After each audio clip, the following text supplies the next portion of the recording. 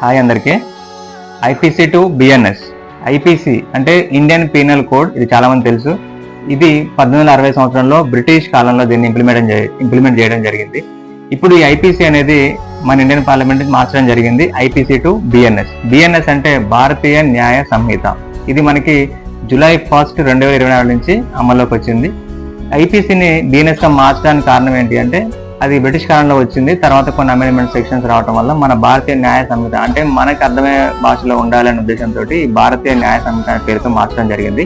దీని ముఖ్యంగా ఇందులో ఏం అమెండ్మెంట్స్ వచ్చినాయి అంటే, మోడర్న్ క్రైమ్స్, ఇప్పుడు జరుగుతున్న మోడర్న్ క్రైమ్స్ ఏమైతే ఉన్నాయో వాటి గురించి, నెక్స్ట్ డిజిటల్ క్రైమ్స్ ఏవైతే ఉన్నాయో అవి, అంటే సైబర్ క్రైమ్స్ అట్లాంటివి, ఇంకా మనకి ఇండియన్ లాస్ ఏవైతే ఉన్నాయో అవి సామాన్య ప్రజలకు కూడా అర్థమయ్యే భాషలో ఉండాలి అనే ఉద్దేశంతో ఈ ఐపీసీ నుంచి బిఎన్ఎస్ గా మార్చడం జరిగింది. బిఎన్ఎస్ అంటే భారతీయ న్యాయ సంహిత.